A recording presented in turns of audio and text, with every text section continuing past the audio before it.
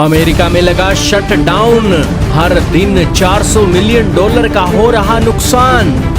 बिना सैलरी के काम कर रहे इमरजेंसी वर्कर।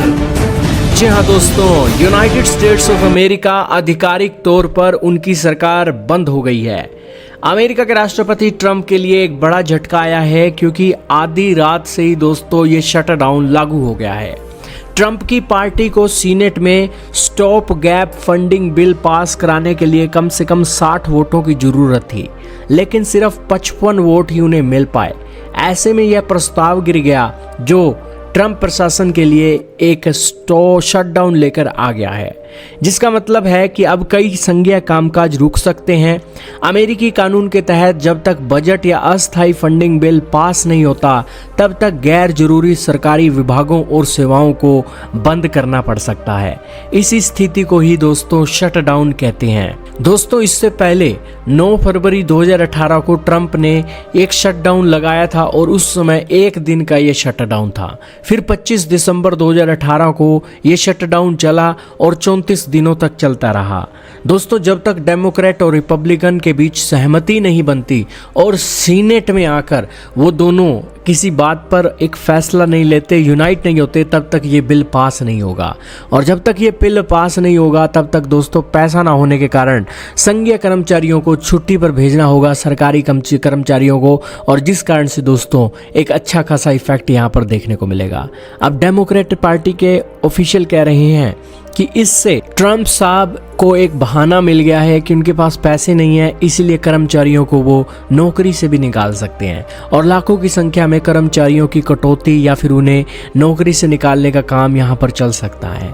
तो यही कारण है कि यहाँ पर आरोप प्रत्यारोप दोनों देशों के ऊपर, दोनों पार्टियों के ऊपर लग रहे हैं।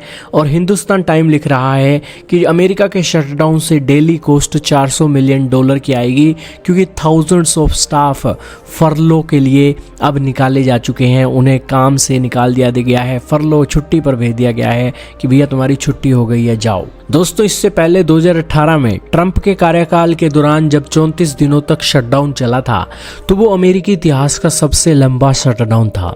उस समय करीब 8 लाख कर्मचारियों को बिना वेतन के छुट्टी पर भेज दिया गया था। और इस बार भी ये शटडाउन लंबा चल सकता है, क्योंकि डोनाल्ड ट्रंप किसी की बात नहीं सुनते हैं। दोस्तों, FBI के एजेंट्स ने भी चेतावनी दी है।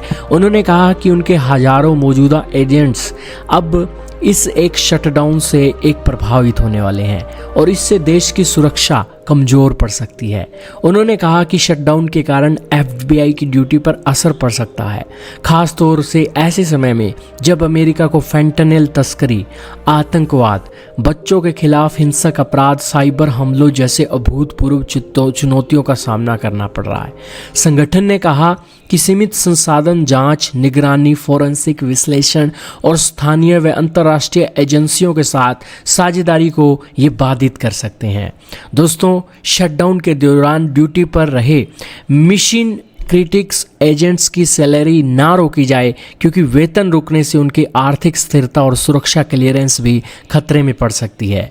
दोस्तों, यूनाइटेड स्टेट्स के अंदर काम करना आसान बात है, लेकिन यूनाइटेड स्टेट्स में सर्वाइव करना बहुत मुश्किल है, क्योंकि यूनाइटेड स्टेट्स में आपको सर्वाइव करने के लिए 24 घंटे 7 दिन काम करना पड़ता है, और तरह तरह के खर्चे उठाने पड़ते हैं, तब जाकर अमेरिका की लग्जरी को आप एंजॉय कर सकते हो।